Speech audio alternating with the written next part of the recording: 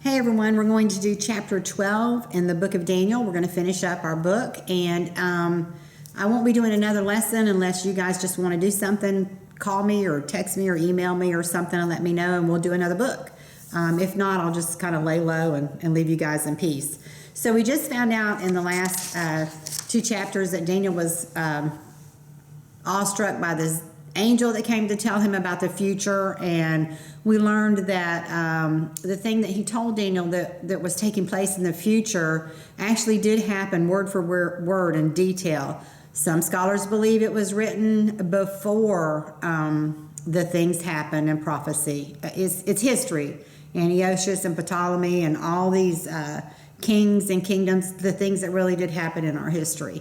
And then some scholars say that, no, it was written afterwards. And of course, Christians should believe that it's just such accuracy. They should believe that it was written before they happened because it just was. Okay, that's my statement for the day. Okay, chapter 12 is going to be real quick and easy. As we come to the end of this book of Daniel, we learn that God's angel is still explaining the future to Daniel, okay? It's a little bit difficult, but he's still there. And I'm going to read it to you. It says, at the time Michael will stand up. Michael's the warring angel. Remember, I shared that with you. Here he is with the sword. That's Michael, the warring angel. All angels in the Bible are males. They are not females. And so he's identified as Michael. Michael's standing up. And he's going to watch over the sons of Daniel's people.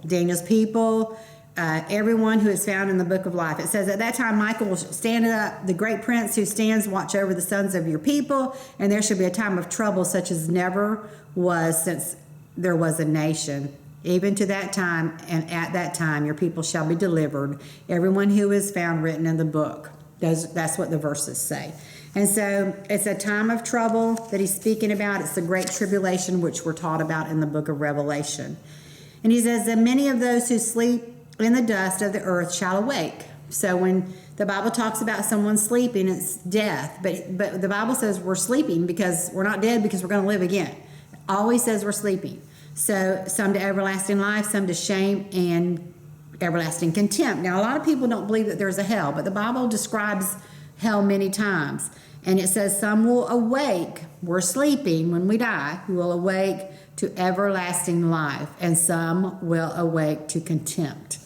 That's a whole nother lesson, and we learn a lot about that in the book of Revelation. He said, but you, Daniel, shut up the words and seal the book until the times of the end.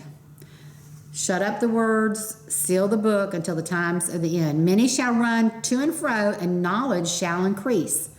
All right, so he's told to shut up the words and seal the book until the time of the end.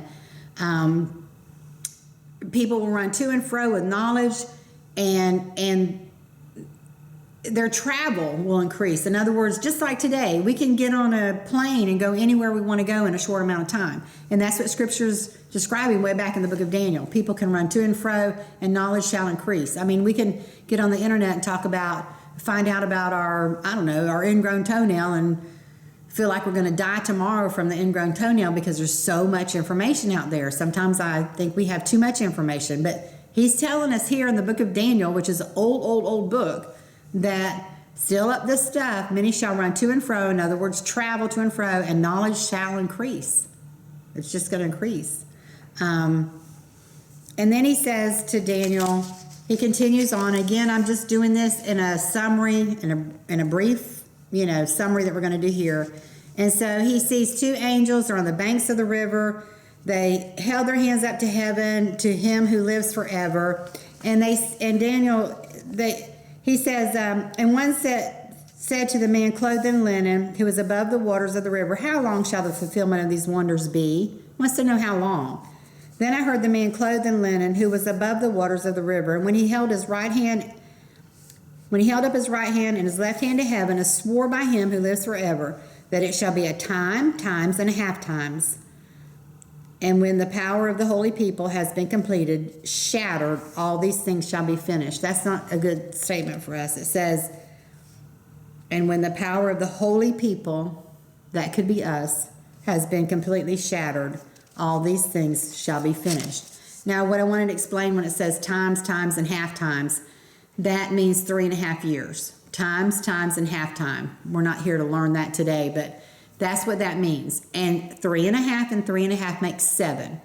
There's 7 years of tribulation. So half of this, 3.5 and 3.5, is how long this is going to be. All right? Read it.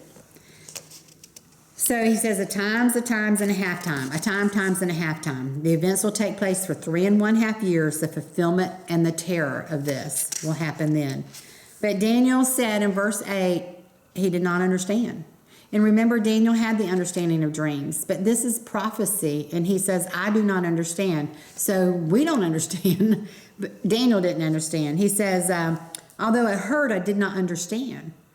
Then I said, my Lord, what shall be the end of these things? And he said, go your way, Daniel, for the words are closed up and sealed till the time of the end. So he tells Daniel that not to worry about it. He says, go about your business. These things will be understood at the time of the end, but they're not going to be understood now.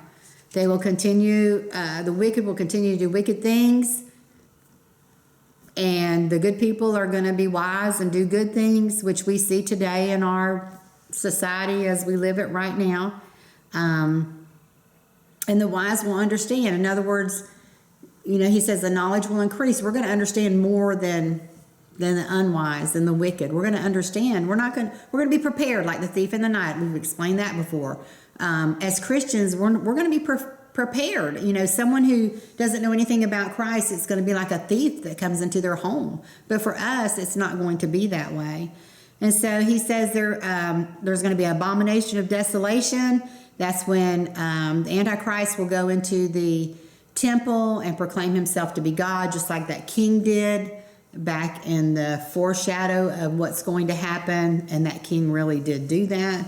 And he says there's going to be an abomination of desolation. That's what that means. He's going to go into the temple and proclaim that he is God and have people worship him. They're going to do sacrifices. And PETA and different ones at the end are going to freak out, of course, about these animal sacrifices. And so it's going to be a big deal. All of this is going to happen. All makes sense. It is sealed until the times of the end. We simply do not understand it now. History must unfold for a clearer understanding, but we have a vision. We understand as much as we can possibly understand. There are many views about all this. So again, we won't get stuck on anything. Don't ever get stuck in the Bible when you're learning a book. Continue to move on, because if you get stuck, you're not going to learn anything else. So he says, you go your way till the end, for you shall rest and will rise to your inheritance at the end of days. Go rest. In other words, he tells him he's going to die. He's going away to die. And Daniel will not live to see the prophecies, he tells him. And he says, you're going to receive an inheritance at the end of days. He says, go rest, but you will go your way to the end, for you shall rest and will arise to your inheritance at the end of days. Isn't that a great promise for us? So Daniel's going to be resurrected and receive his reward for being such a faithful follower of the Lord. What a wonderful promise God gave Daniel, a promise to live with him forever in heaven. What else could he want? So what a blessing Daniel has been to all of us. I'm so glad God allowed us to meet Daniel, and Daniel got to share this book with us. If we didn't have these men of God write these books, and women, we have 3 books about women in our Bible, not about women. All of them are about God. But if they didn't write it down for us, then we wouldn't have it. So it's very important that we have our Bibles and that we study them. And I, for one, love Daniel. I love the book of Daniel. It is so deep, but it is wonderful. Every time you study it, you just get more and more out of it. And there's a lot to learn in the book of Daniel. So we got to meet him as a young boy. He didn't get to have the life that maybe he wanted, but it was the life that God had for him. And he learned, he actually ended up loving it. He prevailed. He became such a dominant figure in the kingdom. And how many kings fell in love with him and learned to know the Lord and came to love the Lord and know the Lord because of Daniel's leadership.